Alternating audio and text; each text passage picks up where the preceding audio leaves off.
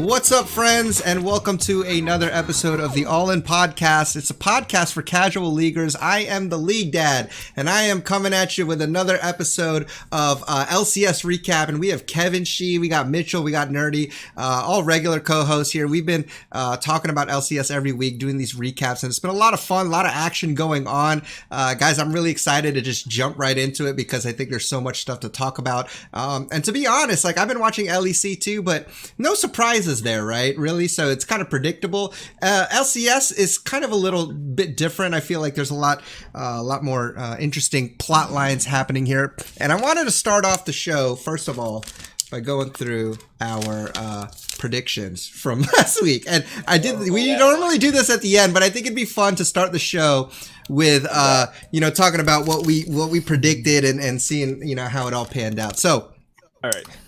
First thing, I barely wrote it down. Oh, you can't see it, but it's all chicken scratch, so it's barely readable. But here we go. All right. What was that piece of paper? It's an envelope. I got notepad. I don't even have a notepad here either. Stuff on the right side. I'm like, is that your writing? No, that's it. It's just envelope. Okay, so here we go on my chicken scratch notepad. First prediction we had was TSM or C9, and so all of us were right on this except for one person. Nerdy. So we all said TSM except for Nerdy. Nerdy guessed C9. Hey, it's a good guess. To be honest, we'll talk about that game later. Yeah, we'll talk about the game later. It was a close game, so but Nerdy was the only one that was wrong there. All right, our next prediction was, does Optic take a win from C9 or Team Liquid? All of us were right except for Nerdy. Nerdy said that they would take a win, and they unfortunately did not. Like, oh, shoot, did I say that? I don't remember. And see, this is why we have to write it down, because there's proof, and we can go back and clip those clips from last week. But here's the final one: who would be first place this week? And I think there's a hodgepodge of stuff happening here, so this kind of is thrown out the water. But Kevin, you said Golden Guardians. Mitch, you said Golden Guardians or C9. Nerdy, you said Golden Guardians or Optic. And I said Golden Guardians as well. Not that great of a week for Golden Guardians. And not for Optic either. We were all right though, but yeah. Technically, we're all right. I don't really know, because even though we have this huge tie for first, we'll talk about, I guess, our own power rankings and how we actually see it in the standings. But guys, let me get your first thoughts on this week's action. Biggest surprise, biggest thing that you were interested in seeing this weekend. And we'll start with you, Kevin, and we'll just go around. Kevin, what was your biggest takeaway from this past week of LCS? My biggest takeaway from this past week of LCS was that TSM actually looks like a roster now. I was like, oh wow, I'm like Greg is actually jungling. Sven is looking pretty sick, and Bjergsen's fine, as usual. But Broken Blade also solo kill Licorice. There's just all these things. I'm like, holy shit. They're well, they didn't do that amazing at the end of the day, but they did really well for what I expected coming in. So I'm pretty excited to see them play next week. Okay, cool. And Mitchell, what about you? What's your biggest takeaway from LCS Week 3? Biggest takeaway is, going to Rift Rivals, our top 3 teams looking a bit better than they were last week, for sure. Team Liquid still throwing in the mid game, which is interesting. Yeah. Cloud9 is... I don't know what they're doing with their roster swapping. They're playing the same comps, but with different junglers. So obviously they have a strategy in mind, so that's interesting. And lane swaps in the last 2 games. Yep, definitely. That was a good weird. point. Yeah. Were people lane swapping? Yeah, we could definitely talk about that. And maybe it was the champs that they picked, but either way, it's not just the champs. The lane also, if you're so used to playing a certain lane, there's a lot of different things that play into that. And we were just talking about a game we were playing, right, Kevin? You're like, I'm sorry, my map awareness is weaker when I'm not jungler, because you're so used to playing jungle. You're so used to looking at different things, keeping different timers. So it does play a difference. Even though these guys are professionals, I can definitely see how swapping lanes can affect that. So for sure, we'll talk about that as we get into it. Nerdy, what about you? What was your biggest takeaway? I thought that it was actually really interesting that CLG have found a comp that is fairly successful, and that even, I wouldn't say some of the better teams, but everyone's first place right now, are struggling to actually fight against. Their Victor Lux comp is actually something that currently they've got unrivaled success on. No one They're else like is even 3-0 really playing on it, I Victor. think. Yeah. Yeah. And I feel like they're gonna like it's kind of under the radar. I mean, everyone's playing Lux, but like the way that they play the comp out Sure. has been exactly the same in all 3 games, and no one's like, oh, let's just ban Lux or let's just ban Victor. And CLG haven't done well in a long time. I'm Yeah. happy to see them do well. Yeah. Yeah, it's very interesting. And we'll just talk about, we'll get right into it because so many things happened as far as who won, who lost, and what happened as a result is that we have this huge tie for first place, right? So I'm just going to read off all the teams that ended up 4-2 after week 3. Here we go. We have TSM, Cloud9, Team Liquid, Optic Gaming, CLG, Golden Guardian. So all those teams are tied for first just because of how everything played out. Honestly, I did not expect it to be this big of a tie, but maybe I didn't look at the matchups that well going into the week, but it's just interesting how things played out. And the first thing I want to talk about is I think the biggest game was the TSM C9 one just because of who those teams are. So I'll start off with that, and they are both technically tied for first. So let's talk about that match. My first impressions was a great match. I think TSM just won it at the end. Good team fight. They take it. But honestly, I don't ever think TSM had a full control of the game, neither did C9. But what are your guys' thoughts? And anybody can jump in here. Anything interesting about that game that stuck out to you guys? That Bjergsen Silas play was insane. The Yeah. one at Baron River. Yeah. Where like I thought he was dead. And all of a sudden 3 people popped. And I was like, I was watching on Provi. I was like, how did you, where did the, that was the sickest, one of the sickest like outplays I've seen in a while. So. And you know what? If he doesn't get that triple kill, that's a really bad sign for TSM. That's probably a hole that maybe they don't get out of. But the fact that he got that triple kill kind of saved them. And we're used to seeing that sometimes. TSM riding the backs of Bjergsen, and I was just glad to see him on somebody other than Zillion or that kind of champ. To put him on someone like Silas was amazing, and to see that triple kill was awesome. What about you, Mitchell and Nerdy? Any big things that stood out in this game for you guys? I think a lot. I mean, TSM and C9 are strictly 2 of the teams. Despite like the standings given in any rate, they're always going to look like 2 of the better teams in their league, just because of the caliber of like the players and the fact that their organizations have been around for a long time. And it shows in like the small things, like their vision game on both teams was far better than any other team in the league. For sure. Which resulted in like why these skirmishes resulted the way that they were is because they just always knew where teams were. They ready like TSM was reading C9's like map movements all the time, but then once we hit mid game, didn't even matter because C9 were like ready to just actually pull the trigger, take the fight, win the fights, and it shows they both have like individual strengths, and when they clashed, I don't think that any team came out looking super weak. It was just that end of the game, like, how do we play this team fight? One team looks weak. This game could have very easily been like exactly one of the best of 5s near the final. Both teams actually looked way better than they've looked since the LCS has started this season. This is a really good look for both teams. Definitely. Mitchell, got anything to add? Yes. Comparing just like the day that the TSM C9 game happens, like like really high level game. Nerdy said like the vision was super on point. When comparing to Optic versus TL, where a single ward in the Baron pit like makes such a big difference versus such like very clean vision, very clean macro, it was like night and day in terms of quality of games. For sure. So it felt good to watch TSM versus Cloud9. Like they're not making silly mistakes. They're not like getting caught out of Baron pits randomly.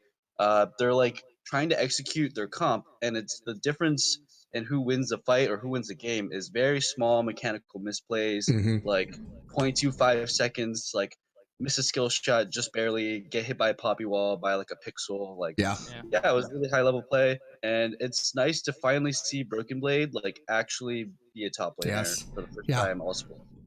Oh yeah, to see him get that solo kill on Licorice with the flash into the turret, that was pretty insane with his poppy. It was clean. Now, Licorice got him back, but he did get a little help there, I think. From some help. He got some help, but whatever. It was still awesome to see. I think still haven't seen like Broken Blade Grigg synergy, and I think that because of the grouping so early in this game, it was a factor that was like covered up because Broken Blade has, since having Grig in, has been kind of like Whippo in LEC, where he'll make a play and he'll go overextend and maybe he gets the kill, but now he's overextended and he falls back, and now C9 just gank him and get a kill back, and it's almost like it didn't matter that he got that solo kill. And that's like all down to communication with his jungler, and his jungler not playing topside. BB is not used to this kind of like bot side oriented play from TSM, it would seem. He's still maybe struggling to adapt, but this game he looked better because of it. I'd say if TSM did have a weakness, that's where it lies so far, at least in terms of, looking across 3 weeks of games. I'd be interested to see if they're just going to continue to play Grig. Yeah, let's talk about that a little bit. What are you guys thinking about Grig right now? I mean, he did come in. He played both games this week, so they did not sub in Acadian at all.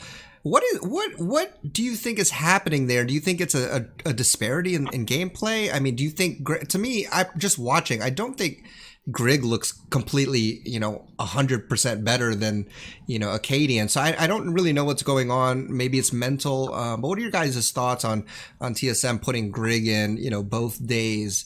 And what are your speculations? Do you think it's because, Acadian maybe having a mental boom, or does Grig actually look better synergizing with Bjergsen maybe? Whereas, it seemed like Acadian and Broken Blade maybe had more synergy, and maybe this is a stylistic difference. I kind of want to hear your thoughts on what you see in Grig, and what do you think TSM is in their minds? What are they thinking here? I mean, I think that you saw Grig in the early game. He called, I think he called for a Skarner and Silas versus Yasuo Gragas level 3 or 4 fight, which obviously went very south very quickly. Yeah. And honestly, I think that the vision control got better under Grig. Now, not by some huge margin, but it did feel like they were more methodical about how they moved around the map. Acadian does pull the trigger faster than Grig. Yeah.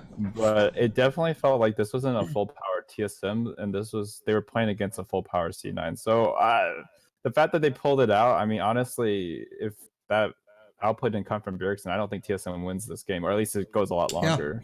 Yeah, I think it would be, there was again so many little things that could have gone wrong. Any other thoughts on Grig? Yeah, go ahead. The only thing is I also don't think I would ever see Acadian play a competent Skarner. I really think Acadian's champion pool just is he just plays different characters, and a lot of those characters aren't as good right now. You don't see Rek'Sai anymore. Hecarim kind of barely works anymore. These are especially the Rek'Sai is signature Acadian from last split, and it's just it's kind of nerfed really right now. It's not that great. Sure. It could honestly just be the meta. Okay. Yeah. I think it's the meta for sure. Yeah. Okay. I would agree with meta. Okay. I remember last week or the week before, I said that I think that Grig would be coming in off the basis that just the way that Reginald deals with his players. I think that the reason he even got an attempt maybe was because he's like, well, this guy didn't get to play, so we've got to at least try him. And maybe it's scrim success. There's plenty of things it could be, right? I don't think that Arcadian couldn't play in this meta, but why would you play him over someone that already has a defined style? And I think that's actually pretty cool. I would hope that maybe that's how it works out with the academy players and subs and stuff like that, or they have a 6-7 man roster where you have one jungler who's really good at a style of champion, and they have 3 or 4 champs that they can play in this style, whether it be aggressive or whatever, early game junglers, or, you have another jungler who's the other option and is more comfortable playing tanks or control type junglers. And for whatever reason that you need them, you sub them in and out, and they're just always on top of their game, always on top of that particular style that they play, and they can be the best in that style. So whenever they need it, they can get that in there. And I would hope that that's how they're playing TSM. If that is how they're playing, I think that's interesting, and I think maybe that will hopefully work out as long as Acadian is staying on his game, with those types of champions that he's used to. But we'll have to see how it plays out. But speaking of that, on the flip side, going to C9 now, because we have Gragas, and they did swap junglers, right? So they had Blabber first day playing Gragas as well. So at first, I remember hearing the analyst saying, well, he's playing Gragas, maybe that's a Blabber thing, and so they wanted to play him in. But then here we get this game against TSM, and Svenskeren is in, but he's also playing Gragas. So obviously there's a different style or method in C9 strategy here. But what did you guys think of the the Gragas Yasuo comp there that they had. I mean, honestly, Niski looked fine on Yasuo. More so their first game. But what did you guys think about that comp? Yeah, I think it's a really interesting comp. It's very explosive. It's one of those comps where it's like, because Poppy is like builds full tanks, Garner builds full tank. It's really easy to build a lot of armor and like counter like a triple AD comp. But Gragas Yasuo is one of those few comps, especially like with an Aurelia and with like poke from Avaris. You can get on the back line and just like avoid the tanks kind of, and like kind of like instantly hop on the back line. And we saw in the Optic game, I mean, I just felt like Blabber makes more hyphy plays. I feel like with Blabber, I was seeing way more body slam flashes, way more like successful engages where someone was getting like singled out more so. Where it really felt like against TSM, Cloud9 had to like seriously overperform to get these like really like sick Gragas Yasuo engages because it felt like Cloud9 was pulling these gauges like out of their ass completely. I was like, oh, Poppy's ahead. This game is Dunzos, but they're still kind of finding these plays. Absolutely. So I don't know. The Poppy pick was really hard to. It's and hard I mean, to fault. if you looked at, if you could see the difference though, because what you alluded to, like, Blabber's Gragas was lit, right? But when we saw some scare, we saw him miss his E in that early 2v2 in the mid lane, even though they still won that fight. He did miss his body slam. There was at least one or two more times where I saw him flub his ult, so a lot more missteps in his Gragas play, even though they did win some critical fights where TSM wanted to force this Baron out over and over and over again, and it just seemed like they kept losing those fights. And honestly, that's where I was wondering. I'm like, will TSM win a team fight here?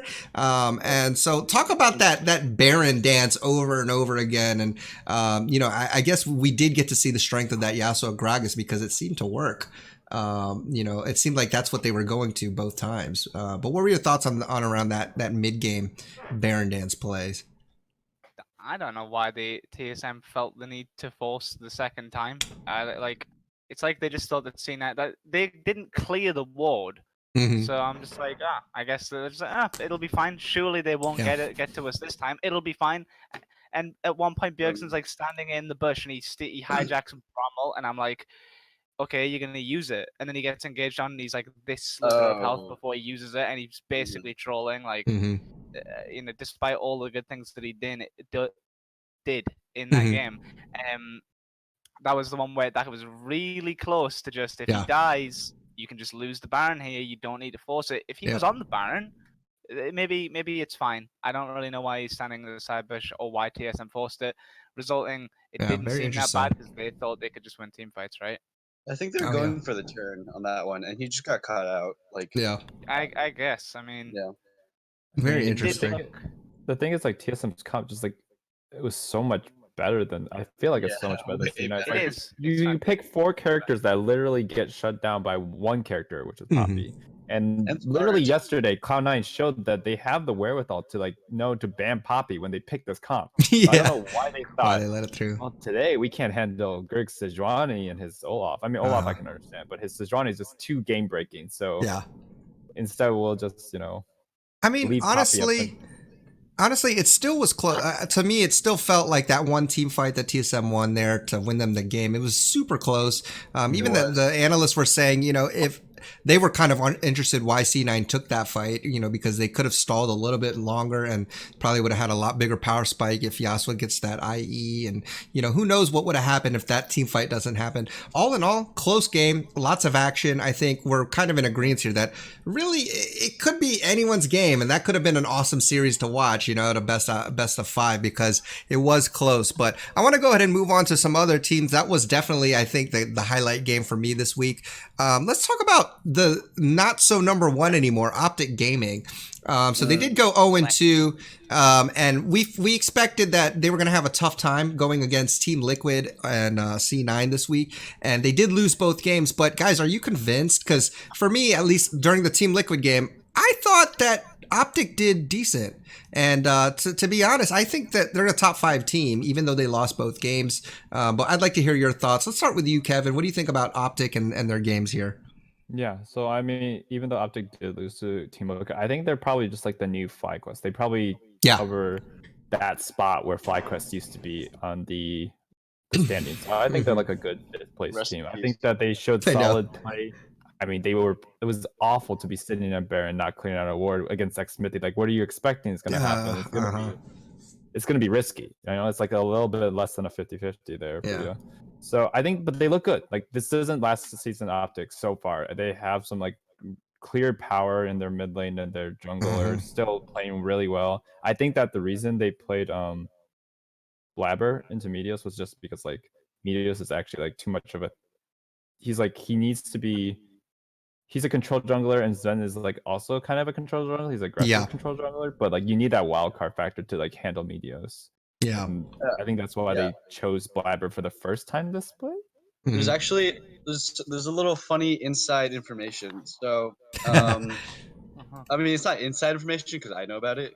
Yeah, but when Blabber this Meteos, is all in podcast exclusive. Exactly. Only here. Blabber and Meteos, they used to be on the same team, like on Cloud9, like years ago, and they would play against each other. And Meteos gave this interview, I think with Travis, or on a stream somewhere, and he was like, "Blabber is like the most difficult jungler I've ever scrimmaged against. Like, I don't know what Blabber's doing. I don't know what Blabber's thinking. I have no idea what's going on in his head." And maybe like Cloud9 just wanted to meme on Meteos, but I think it's really funny that the one game Meteos plays against his old team, Blabber comes out after like about him. And I just think it's so funny because Blabber is insane. He's like the caps of the jungle. Just scores it's really good. 0. Well, Nerdy, you got anything to add with Optic? What you think? You convinced? Yeah, I thought that their game against C9 was bad, and I think their draft in that was bad. But their game against Team Liquid actually showed a fair amount of promise for a team that has some glaring weaknesses. Their top laner, I don't know. I don't know. Like I don't know how Dokla is in the LCS. It's very. He's here to stay, right? And he gets given a Relia into GP. Not great. Doesn't get any pressure from Meteos, so it's even worse. And sometimes he makes like. He's so coin flippy. He'll go like his team will be winning the fight, and he'll go nuts, and he'll land a stun, and he might actually help his team get the kill. But he's also just inting in order to get it. Like he must feel like he is a detriment to the team, so he overcompensates for it, and that can throw some of their leads when his team is actually fairly controlled in team fighting. Like their team fighting seems relatively good. Their vision is okay, but it's the top side vision that needs improving, and a lot of that comes down to their top laner. I don't know. I think they've got like a very clear weakness, but again, they can easily make playoffs, and I think that if they had a better top laner, they could very easily be like a top 3 team if they had like a solid like tank top laner, for example. Yeah, we can. And let's talk about that because for me, when I look at Optic, definitely the strong point is Crown and Arrow. Like Crown Crown has been playing amazing on his Azir. It was, I mean, he's 5-4-4 on his Azir, but there were so many things in that game though that.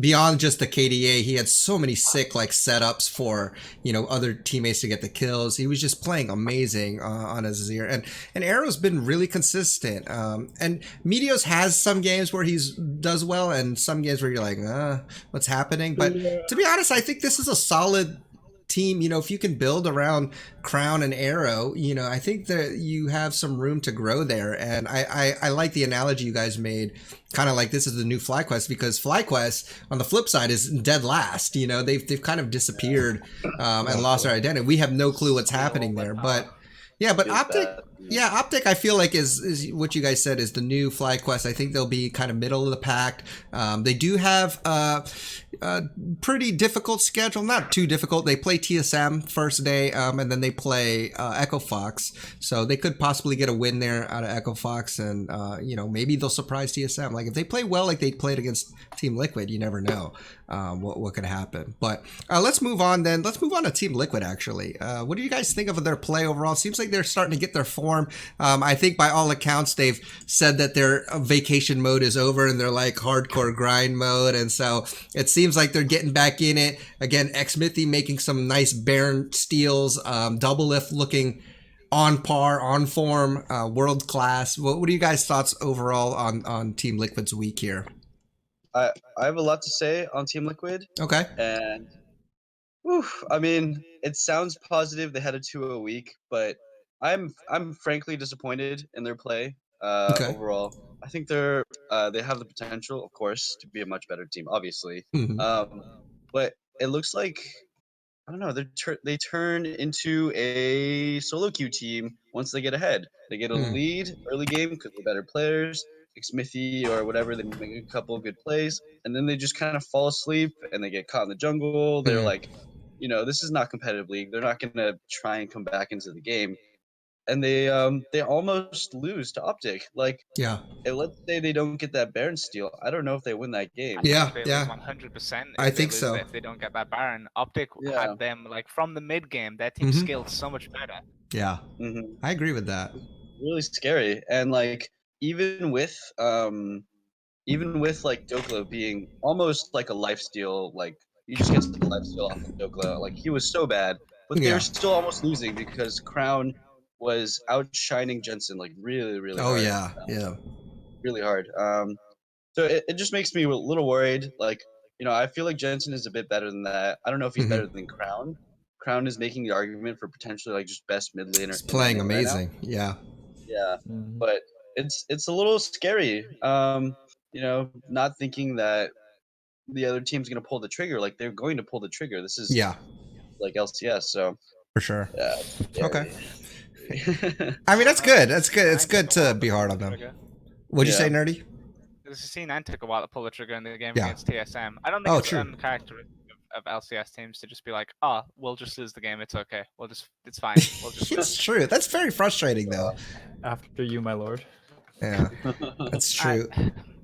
I completely agree on the TL points. I don't know.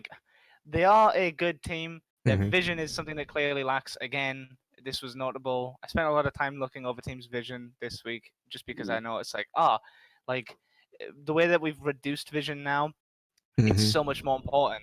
And good teams place their vision like just almost every time they're moving up on the map. A lot of teams in NA just kind of like forget to put wards on Dragon, and that's how they lose these objectives. And they're willing to trade them, but once Rift Herald's down, there's not an objective to trade Dragon for. So why is your vision so weak? And Team Liquid, I don't know if it's because it's Optic and they just kind of didn't care, or if it's the state that they're playing in. Their vision seemed about as weak as, or relative to the same as Optics in at least in this game. And I don't know. I think that something like that, when they have clean vision, they play way less solo queue because they're more methodical, more focused. They're like, they can actually read the map, and Smithy's really smart. If you give him vision, he knows what to do.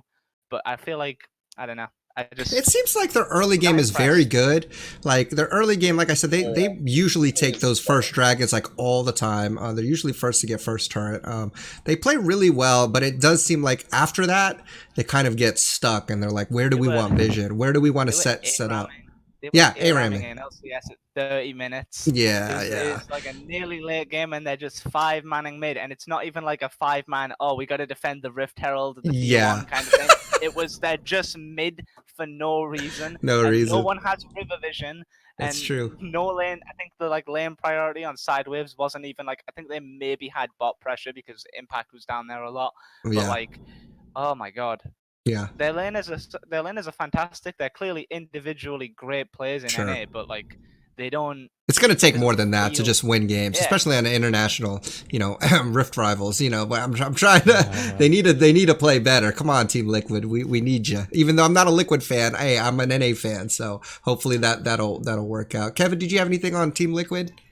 Yeah, I mean, this is like the most down I've ever heard a 2-0 week sound for a team. I know, right? That's why I'm like, I want to see. I'm the one Liquid fan in the room, just like, jeez.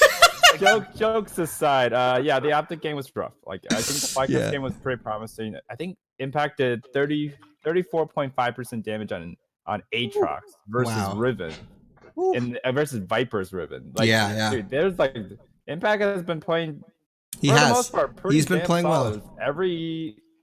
Almost every game since he came back. So like that's great. Double F looked amazing in the last game against Optic, although the team looked like they were on fire in the mid game and not in the good way.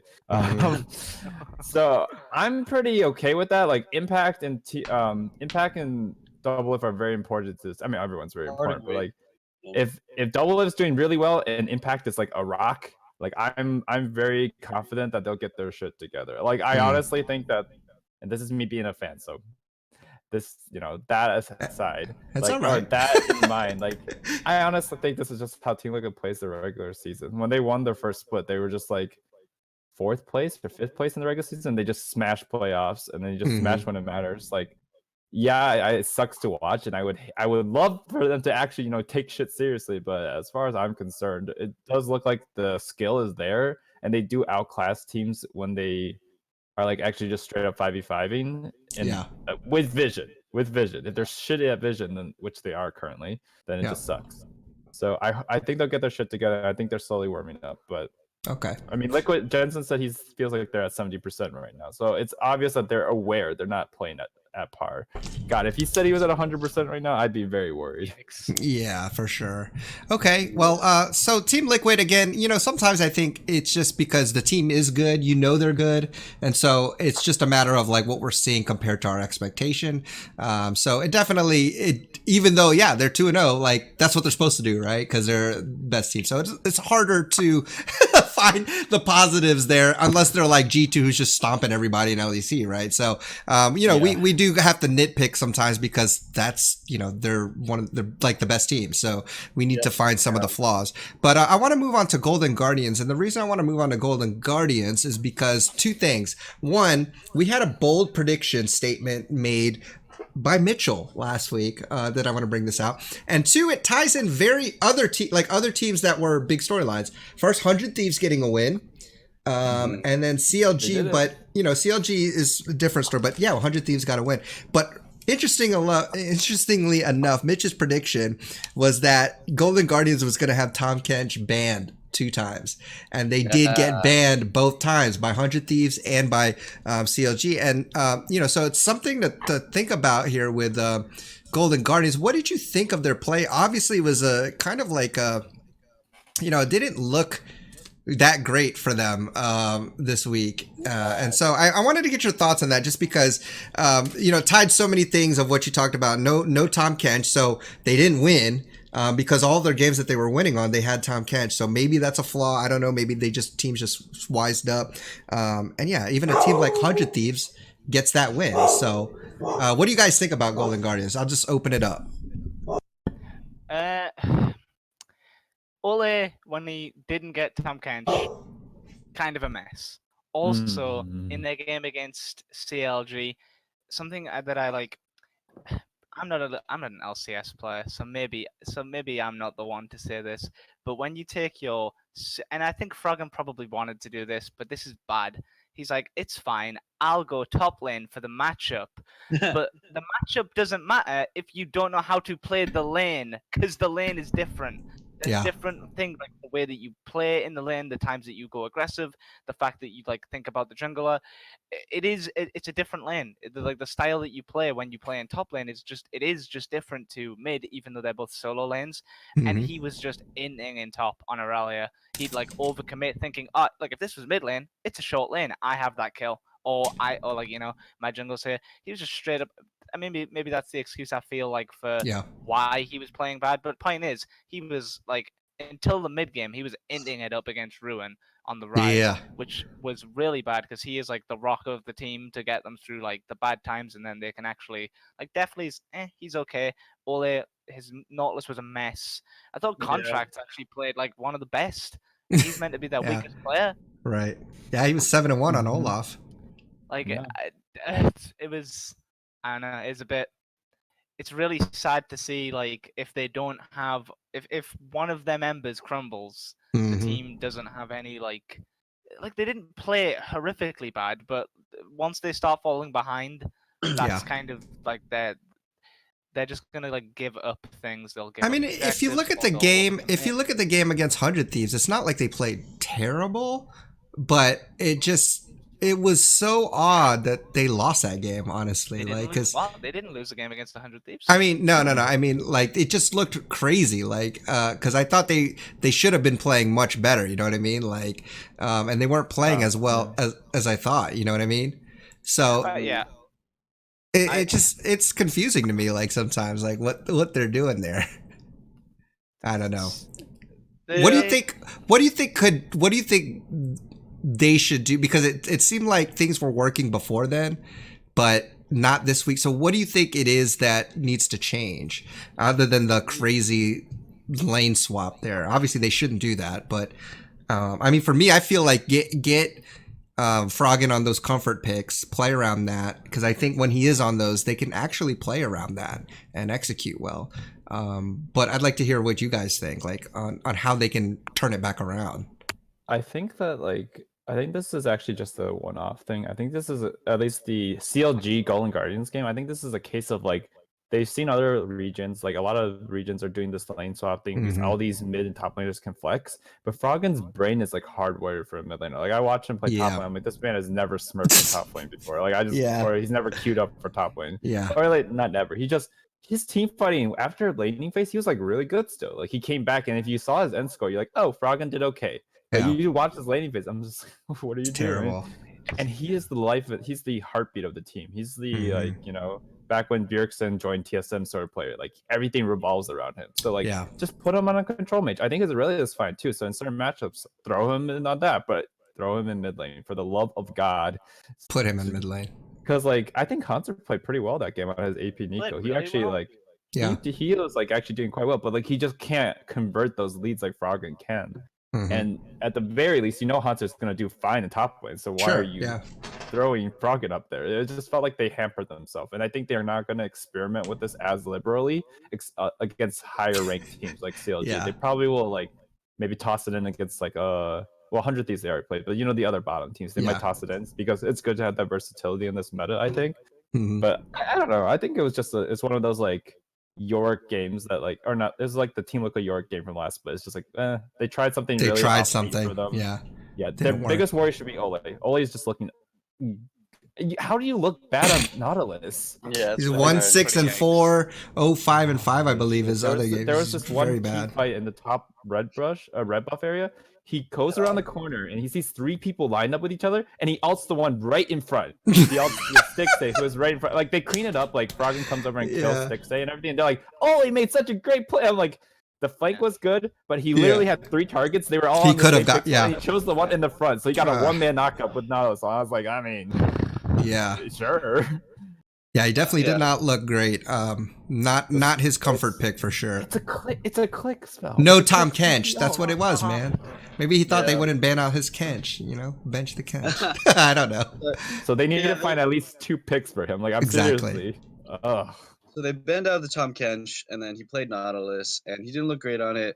I definitely think the criticism is like you just need more practice. Like I don't think Ole is stupid and just doesn't know how Nautilus ult works, right? Like, he just needs a little more practice. He might have just twitched it. I don't know. Yeah, it's just like mechanical misplays were really the big difference. Like, that was Froggen's problem against CLG. It was the mechanical misplays. It wasn't like Froggen became a dumber player. He was missing EEs. He wasn't getting Q resets. He was maybe queuing in at wrong times. It's like, so also with the lane swaps, maybe this isn't for this podcast, but I could go like super in depth to why I think the lane swap happened in those 2 games between also with the Clutch Gaming game or the FlyQuest, I think. Yeah. It was to dodge the Aurelia wanted to dodge the Victor matchup because that's actually really hard. And then Aurelia in a long lane can kill the Rise. So I think that was the idea behind it. And then the Nico was actually okay into either matchup. So I think that's kind of why the lane swap happens. Yeah. I mean, that makes sense. Really hard to say. Yeah. But the question is, exactly. So that makes sense. Like on paper, you're like, oh yeah, well that, you know, again, kind of like, well, so-and-so champ counters so-and-so champ. Yeah, but if you can't execute on that champ, it doesn't matter. And so like, I guess the question is like, maybe they're testing it to see if it can be done. Like, can some of the some of the weaknesses in switching lanes, can it make up and be worth it if they can avoid that counter matchup? You know what I mean? Like, and so I totally agree with Mitchell and Lee down here. Like, Yeah. it's like when my friends play flex. We look at their team count, we're like, this counters this counters this, and we can combo this, and then we play it, and we're just like, holy shit, we don't know how to play this. We don't know how to play this shit. Exactly. Turns out we're not pro players. Yeah. And but I guess at that level, these players, they do play enough to where maybe they have some proficiency in different lanes, but again, you're at the top level of this game, and so it's got to be really good. And obviously it didn't pan out like they expected, and maybe it is something they just like a one-off thing, because we'll for the example of CLG and Golden Guardians here, do you think that this is CLG playing amazing, or is this because Golden Guardians tried something and it backfired? And I'd like to get your opinion on that, because CLG they were 2-0 this weekend. Yeah. And so is it because CLG's really gotten better, or is this just kind of a freebie from Golden Guardians, swapping, trying something, kind of like I think it's a freebie, but the biggest problem, or not the biggest problem, one of the big problems is I don't think it's the only time they're going to do this freebie. Like, I was talking about how they shouldn't do this anymore, but if anyone's ever followed Froggen's career, he's the kind of guy who will be on a team with old Echo Fox. He'll have KFO and Big and Gage and all those people on his team. He'd be like, this is fine. There's nothing wrong with my team. We could be so good. So like, I feel like in the comms, if we could get a mic check, he'd be like, guys, I can handle Ruin in top lane. I'm so much better, and I think he'll do it again. Well, my bold predictions, we'll probably see him do it at least 3 more times this split. Let me write that down. Bold prediction. I also have a bold prediction. All right, go ahead. As you're writing things down, so I think the fact that the lane swaps happened in 2 games on Sunday means that it's been happening in scrims like much more often. Yeah. And I don't think it's going to be a thing that goes away. I think it's like a solution to flex counter picks that, like, maybe if we saw MSI go on for like 2 months, this is like something like this could have evolved. I actually think we could be seeing lane swaps with powerful solo laners like happening more often potentially. Okay. It's a good The point. meta Maybe is it's really comfortable for it. Yeah, maybe it's a one of those things. Yeah, with more flex picks out there, maybe this is a new meta that we're bringing into not so much the champions, but the way the players are swapped around. And it'd be nice to see. So. Kind of like how the NBA moved to a lot of 3-point shooting. How Golden State Warriors basically took the NBA and showed that 3-pointers are like a powerful weapon if you could just hit all of them. You know what I mean? And now it's become a game where teams are actually trying to get their players to shoot threes like much better, and they've kind of changed the way the game is played. And so if people need to swap lanes to kind of counter these flex picks, then maybe it'll be interesting to see. And I hope so. a lot more fiestas. I don't know. Yeah. Funny Makes the draft spicy. You bring up Golden State Warriors, because just like the Golden State Warriors, GGS were about this close to winning. Ouch! This close. Ouch! I feel close. like it was right. Every game they were just. And look, I don't watch enough basketball, but point being, this game was winnable by. It's good to admit that now. Sure. Maybe I'll start. You never know. I'm like 5'7", dude. Why would I watch basketball? I'll never be able to. Anyway, Golden Guardians were close. I don't think that CLG necessarily played this game like awfully, or any of the games bad for that matter. But they have picked up a comp that they like to run. In this, like, they take Victor, they take Lux, you throw down the gravity field, now it's a free Lux binding, and on the LCS they just keep going, by the way, Lux is just super broken, 1.1 there, like 1-2 second route on a 1 second queue, it's ridiculous. She's ridiculously broken right now, and it hasn't been banned out, so they're finding success with this. Granted, that game could have went either way, like the game kind of just threw right at the end where Froggen tries to pincer with the Haunter TP, and like CLG read it and they were all right, we'll just take the team fight and we'll win, and then they win the game. Even though GGS actually had most of the tempo most of the game, even though they had like rough early, they transitioned well and made their team fighting is still relatively clean. Their vision needs cleaning up, all they needs to not end. And then on the CLG side of the equation, Wiggly's hit or miss. But as long as they keep running this comp and nobody like bans it out and they find variations, because they keep swapping, they're like, Ezreal, Caitlyn.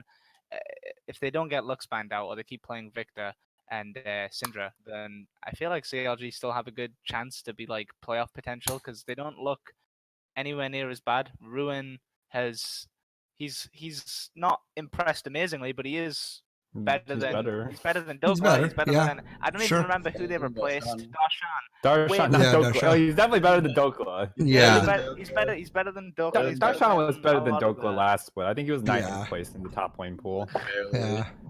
So here's the thing. I want to talk about like before looking ahead at week 4. Let's talk about 100 Thieves here, right? So we're pretty much at the bottom of the barrel here. And the reason I want to talk about 100 Thieves is because 1, they got to win, right? And 2, I think I said it. I have to go back and listen to our broadcast last week, but I think I was the only one that said 100 Thieves would get a win this week because I said their losing streak had to get it. So thank you very much. Just wanted to chalk that up there, but they made some drastic changes, and I didn't hear anything about this, but look, they subbed in Fake God and Ryu. Yeah. So Ryu is, oh my god. I mean, Rio didn't look good, but you know the thing is, like, they took out Someday, which I never thought was going to happen, but it worked. Whoever thought that would be the answer? Yeah. I mean, I don't know. I don't think it is. They won against Echo Fox. Yeah, No, it's I'm not saying. sure. Yeah, I'm not saying like, but we also did.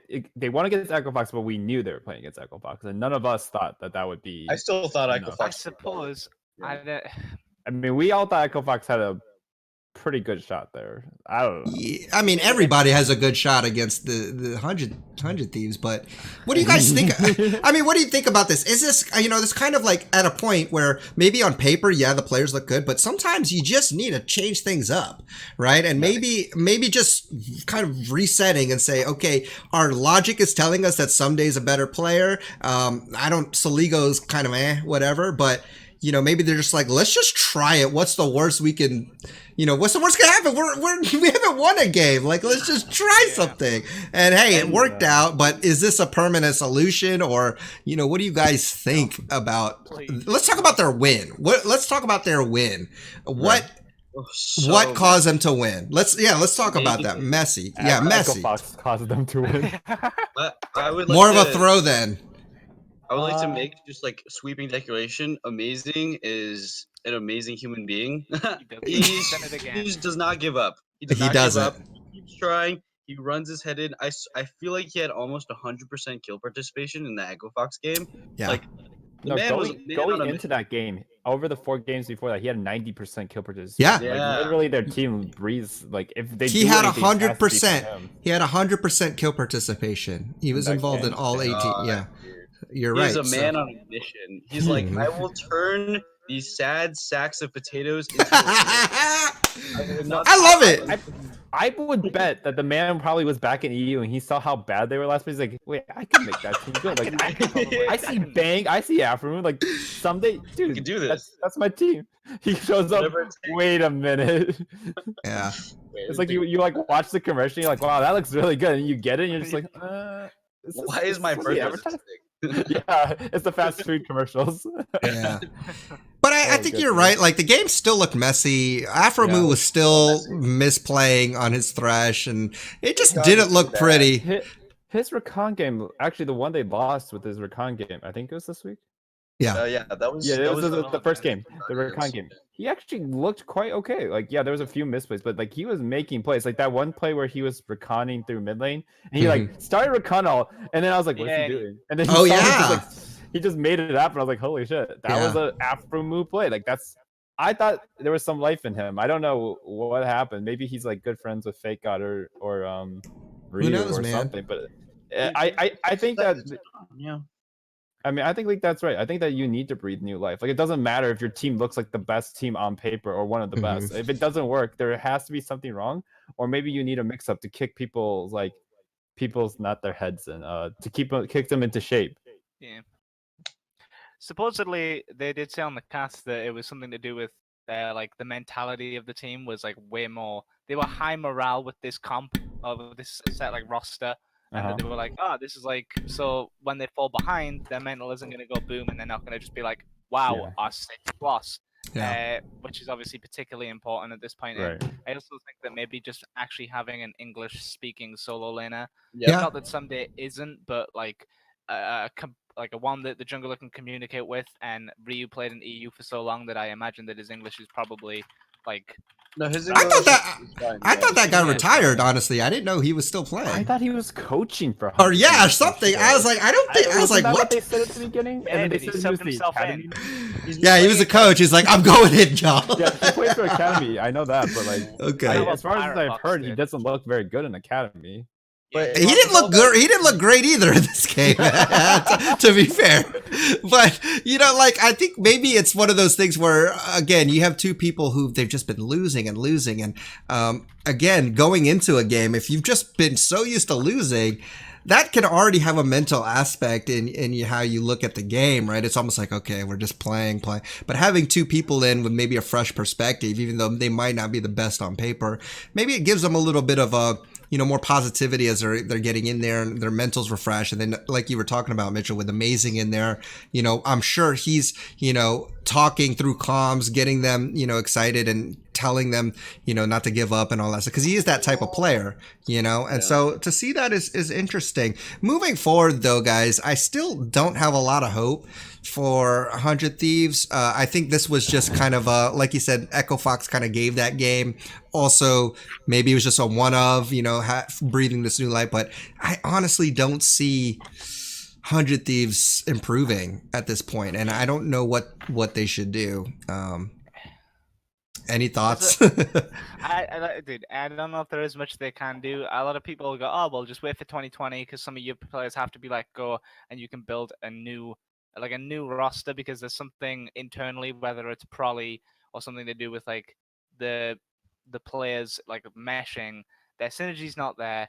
Like I haven't seen them. They've changed their academy where Bang was playing an academy for a little bit with Stunt to see if because they were like, all right, maybe the Bang and Afro synergy's just not there. And that's something that a lot of people have criticisms towards because obviously Afro Mu just looks like crap recently.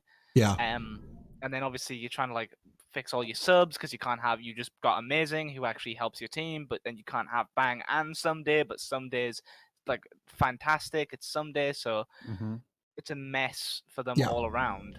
This is not something they're gonna necessarily pull through.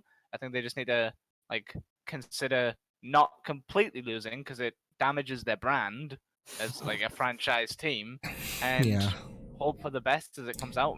It'd be fantastic for them if they could somehow take their lineup and make a good academy lineup because that would make them look like exciting for the come up. But they can't even do that. Like both of their teams are losing across the board. Well, their academy team did have a very decisive game win recently. Yeah, they also had Bang. Yeah, they had Bang. It was Bang, Stunt, Ryu, Onda, and Someday. Like you look at that roster, and then you look at the other academy rosters, and they're like, "Wait, why are we playing against SKT T1 Bang?" Oh God. I mean, okay, so like if you ever they needed it, honestly. No, for sure. I mean, sometimes it's just like how Cloud9 was like when we were scrimming at Worlds, and we just needed to play flex games at some point because we just couldn't win anything. Yeah. It's like sometimes you just need that confidence boost. It doesn't matter if it's from academy or flex. Like it really is important. Like sometimes I need to play ARAMs or else I cannot play normals or ranked anymore. It's true. I think they should do a rebuild year. I think it's just like American sports has it. There's franchises last for a long time. If it's one split or two split, that's fine. Golden Guardians were at absolute bottom of the barrel for last year. And now we're talking about them like a top 4, top 3 looking team. good, yeah, for sure. It's doable. They just need to not give up. And I mean, they still have the fans and at least the branding and the merchandising and some like pretty cool content. So it is sick. Like that. I think they'll be around. They'll stick around as long as Nate doesn't. Week 3, they got time to improve. They got a lot of time. I personally don't think they're gonna get. They could at best they could get 6 if teams fall off, but there's no way they're gonna be like a contender. And for me, like if it's a rebuild year, try some stuff out. You know what I mean? Like try out different. What do you got to lose? They threw their coach in, so I think that's a pretty one of their. I'd rather they not keep playing Ryu because a guy that makes Phoenix look good in the LCS. Oh my God. Not that great.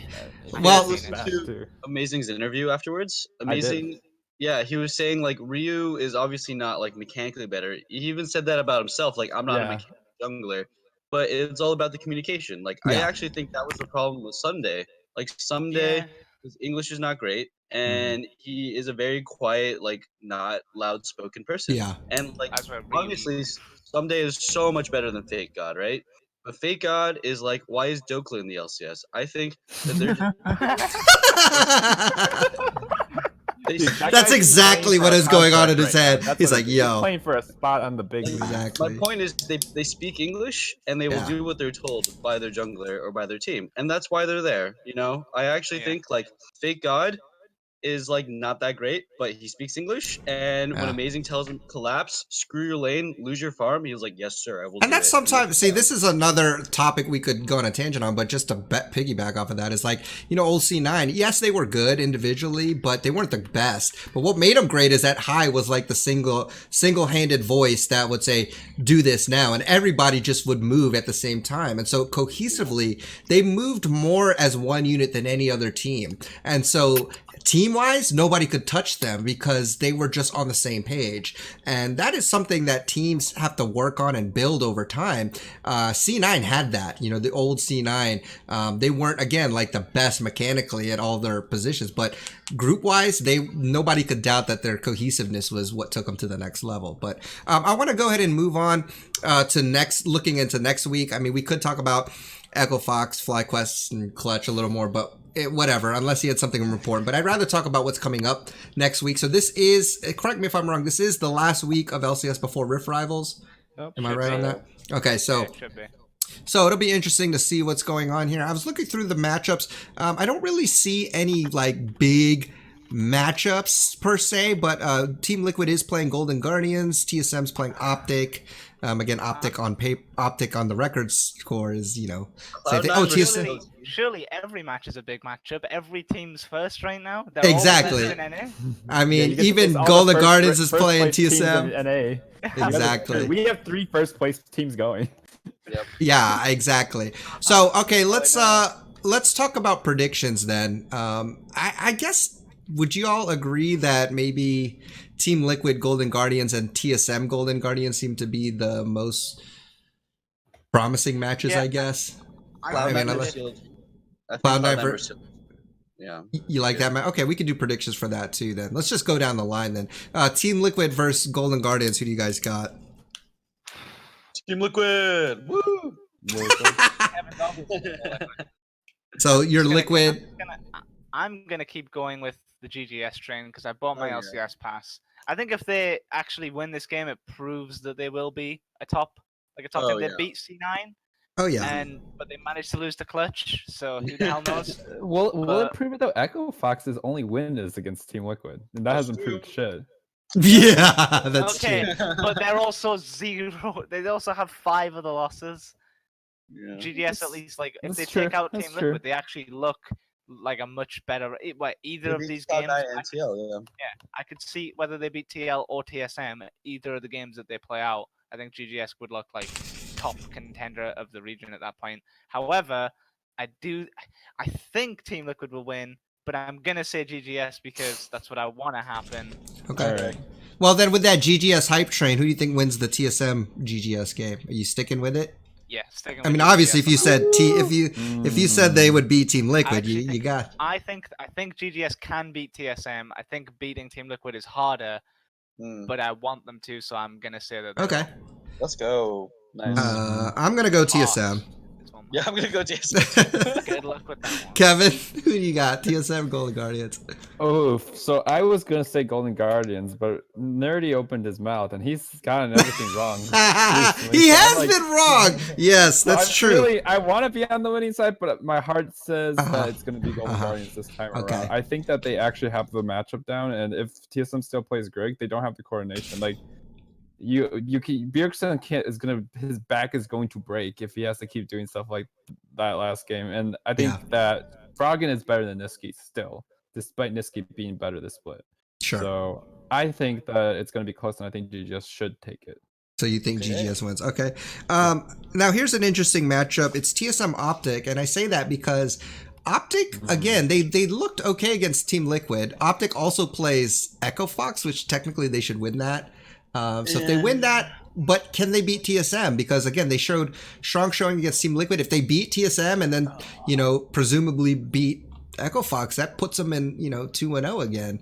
But what do you They guys sub think of out the Doku. TSM Optic game? Somehow Dokla.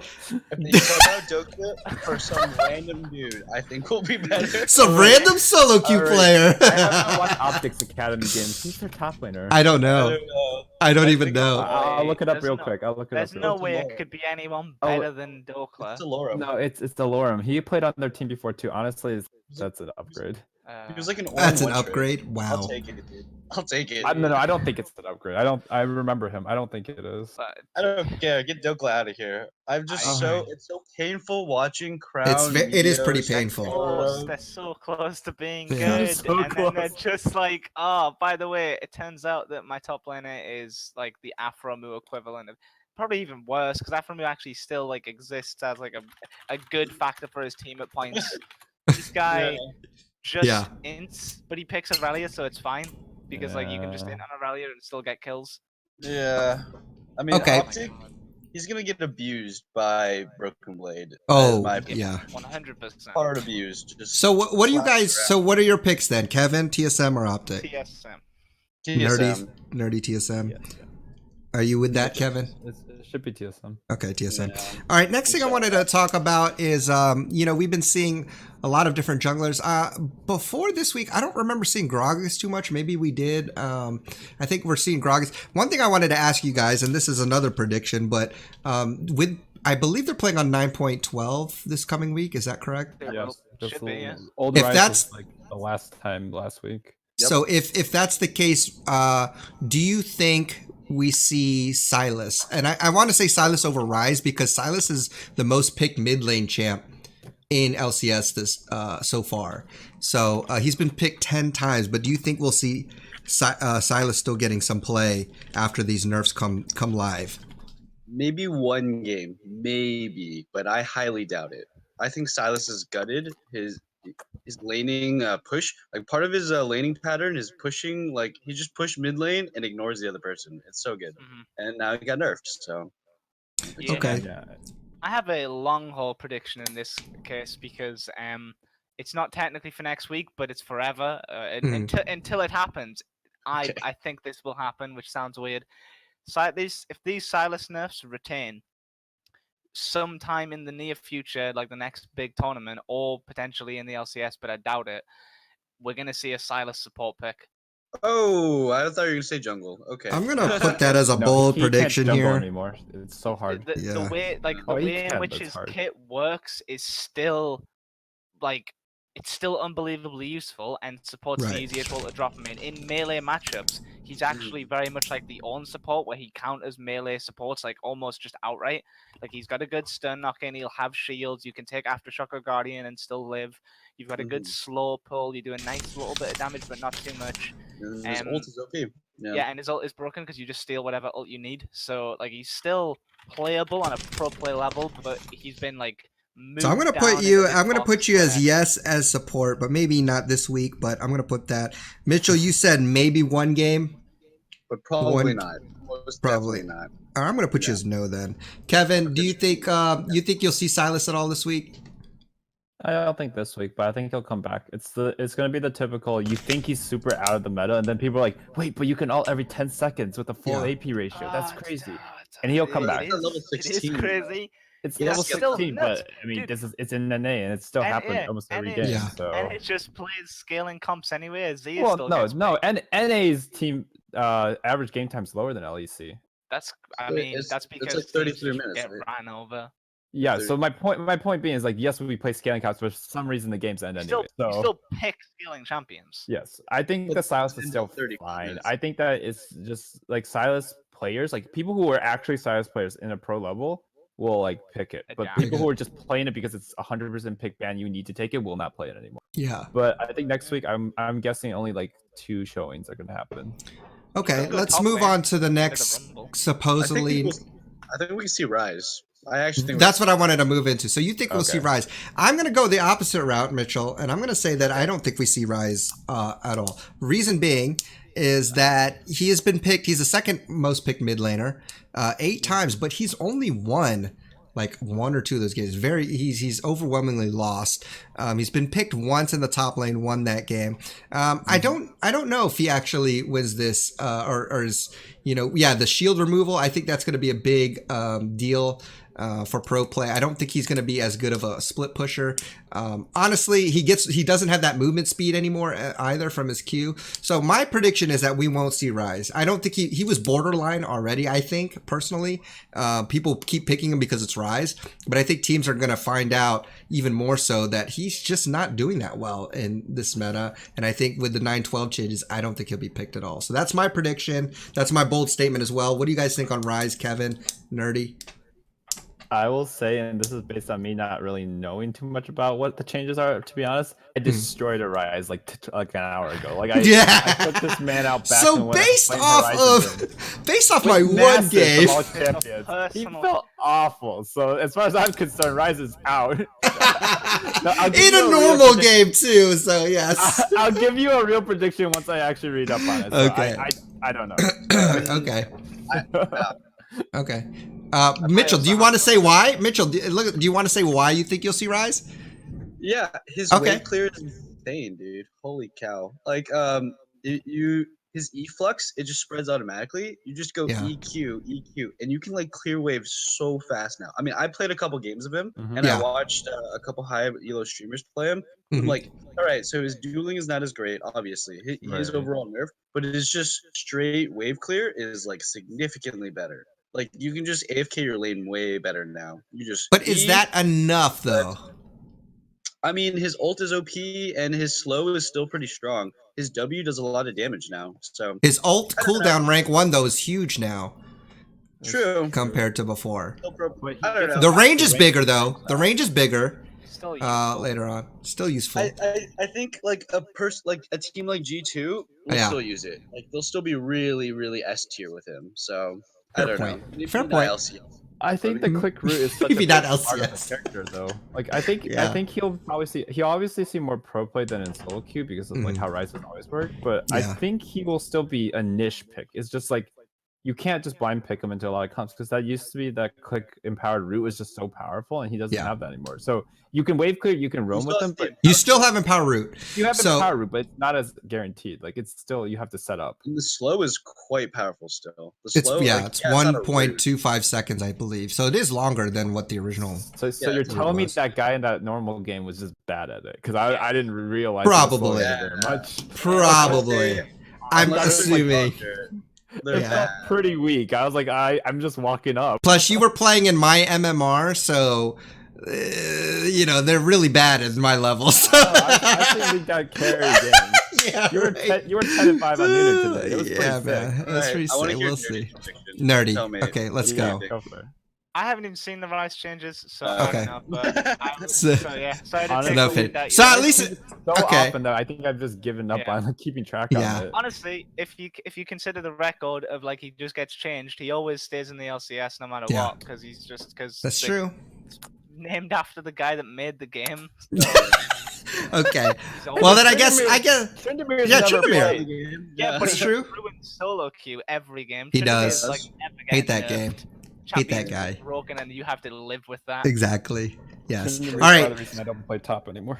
Yes, I agree. All right. One last thing. You know how we do it. One big bold prediction coming up for week 4 here. Whatever that is, whether it's a champ you think will be seen played, a team that will uncharacteristically win or lose both its games, whatever it is. If you have a bold prediction, I'll write it down and then we'll revisit it at the start of our next week's show. That way we can see how right or wrong, how prophetic we look, or how foolish we look next week. So give you guys a second. My big bold prediction kind of went along with the Rise thing. I don't think we'll see Rise at all next week. That's my big bold prediction. I could be wrong. I'm probably going to be wrong. Bold, honestly. You don't think it's that bold? You had a goddamn Tom Kench will be banned against the Golden Guardians. Well, Mitchell, that was on point. That was on point. Yeah, that's not bold. That's not close to bold. I guess. True. And okay, all right. Like Kevin, let's start with you. You got a bold statement for next week. I wanted to say this, but now everyone knows it. I still think Yumi's going to be 100% pick ban, but it's no longer bold. So Yeah, so the other bold prediction is I think that Lux will continue to be one of the strongest picks right now. Like I honestly think if Styles was in the chat right now, he'd agree. He'd be like, I think a lot of pro players were just afraid of the like e-girl stigma of the character. I think she's just stupid broken. You max W, you're just like lol. I'm Yeah. just and then you you max walk W. around. And you take aftershock, and you just like literally take the gank. I think true. that Lux will be increased play rate next week. Okay. To like Probably ban rate as well. yeah, ban rate. I mean, she hasn't been pick banned that much this. No, she's picked like 9 times in support, but only banned twice. Yeah. So easy, dude. Yeah. So I don't know the percent, so I don't know how to make this prediction. I just know like we will see a crap ton more Lux. So more Lux we will see. Either pick or ban. Okay. Mitchell, do you have a bold prediction? I do. Mordekaiser, 100% pick ban. Is he enabled? I thought it takes like more than a week of a rework. Okay, if he's enabled, 100% pick ban. Okay. If he's not enabled, I guess I'll do another one. Plus, that's not really a bold statement either. Like, because Mordekaiser is freaking busted, man. I mean, even if they hotfix him, I still don't. Oh, okay. I have an actual bold prediction. Okay, bold prediction. Will be much higher priority in next week. Who? Caitlyn. Oh, okay. All right. She already got picked like 2 or 3 times this weekend. Yeah. Like CLG, Team Liquid. She hasn't lost a game, has she? No. She hasn't. I think As far as I remember, I don't recall ever Nope, seeing she's her been lose. picked 4 times, won all 4 games. Yeah, I think she's so gonna weird. just become meta. Yeah. Yeah. Okay. She's getting 2 AD buff, so. Yeah. Somehow. Essence, we also saw Essence Reaver. We also saw Essence Reaver on Caitlyn. On Caitlyn? Yeah, because it got Yeah. because it got 280. Well, it got Essence Reaver got 5 more AD plus 2 more AD on her auto attacks. 7 AD, dude. That shit adds up. That's almost a kill worth of AD for free. That's right, man. Actually, Yep. it's very close to a kill. Yeah, Look, because Sven went gold is 10 AD, right? Oh, Yeah. yeah, okay. Yeah, Sven yeah, built yeah, Sven built But- Essence Reaver. yeah, Went but- 5-0-3. There it It's is. still like.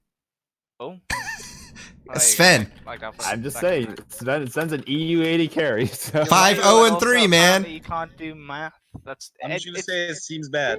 It's not. It's not. I wouldn't say it's inefficient, but what? Anyway, Who I'll knows? show you how to do a real bold prediction. Okay, let's hear it. Counter Logic Gaming are gonna beat C9.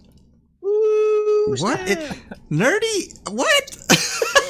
Okay. They done. have- to be wrong. That's I know. Yeah, that's what it is. We're talking about Lux being priority. We're talking about Caitlyn being priority. Who's Yeah. the best Caitlyn player in NA? Alright. Us, Stixie. Who's already won on Caitlyn Lux already? CLG. They only need one of those. They only need the Lux, and they're gonna play the Victor or Power People Syndra, which kind of works in a very similar style. Oriana Okay. would work in that I do composition. think his Victor's a lot better than all of his other mids currently. Yeah. I agree, but like in terms of what they want to pull from their comp, Right, whether that's true. they're zoning for the Lux Yeah. like players, assuming that Lux doesn't get banned, that's an easy win. And if not, then I still think that I'm still gonna edge it out to them off the basis that I think Cloud9 look good, but CLG like really need a really good like win to prove themselves, and I would imagine that beating C9 is probably the easiest team for them to beat. Out of Team Liquid, TSM, and C9 of like the top Yeah. three, like They you beat Team always Liquid, beat one of those. They did Yeah, be Liquid. that's just like They which could I beat didn't C9. I didn't necessarily think But they knowing would. CLG, they're gonna lose to FlyQuest. Yeah. Just I throw mean, everything out. probably, but they'll still. But his they'll still prediction beat is with C9. Okay, so that's true. his. That's true. That's his I'll bold give him prediction. that one. Okay. Well, we'll have to come back and visit those predictions and all the guesses that we made. I think it's really fun to check it up. So we'll put that in the beginning of the segment next week. But I just want to thank Kevin, Mitchell, Nerdy for joining me again here to recap LCS, all the action going on. Guys, if you have any questions, feel free to email us at the allinpodcastlol@gmail.com or tweet us at the Allin Podcast. And you know what? Until next time, guys, enjoy your climb on the rift. Try not to be too toxic, and we will see you all on the next episode. Peace.